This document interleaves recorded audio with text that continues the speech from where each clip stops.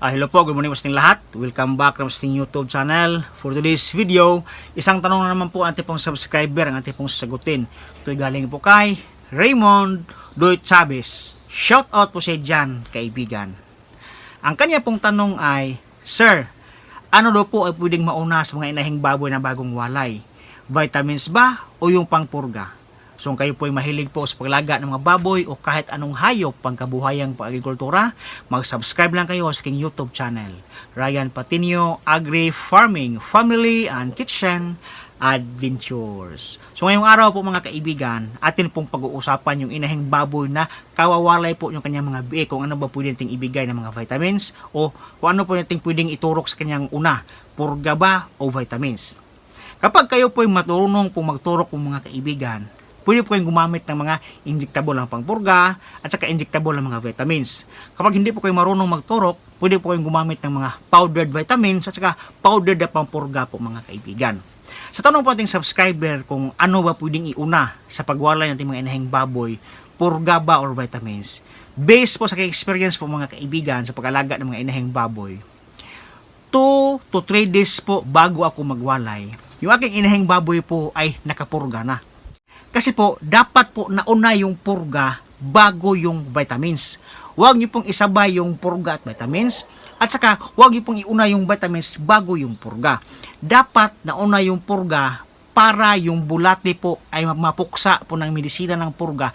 Nang sa ganon, pagbigay po natin ng vitamins sa ating mga inahing baboy, yung inahing baboy po mismo, lahat ng vitamins ay siya lang mismo ang makabenepisyo.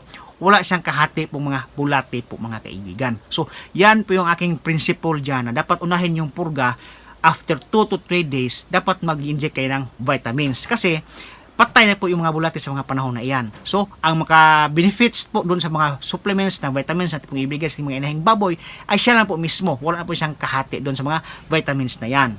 Dapat din po naka-advance yung purga. Huwag po kayong magpurga sa araw mismo ng walay. Kasi kapag kayo po nagpurga sa araw mismo ng walay, 2 to 3 days, may posibilidad po na maglalandi po yung mga inahing baboy niyo sa mga araw na yan. So, kapag pinabulugan nyo o pinaian nyo po yung mga inahing baboy nyo at saka kakapurgan nyo na pa lang sa kanya, mayroon pong chance na maapektuhan yung pamumuo ng biik doon sa loob ng kanyang tiyan. Kasi yung bisa o medisina ng gamot ng purga ay nandoon pa sa sistema ng ating baboy. So, maapektuhan yung konsepsyon o pamumuo ng fetus sa biik. Dapat po mga kaibigan, na-advance ng konti yung pangpurga.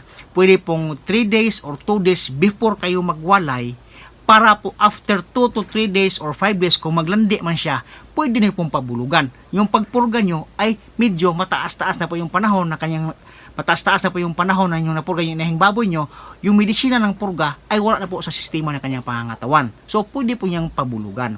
Mayroon kasi mga inahing baboy na kakawalay pa lang, naglalandi po agad.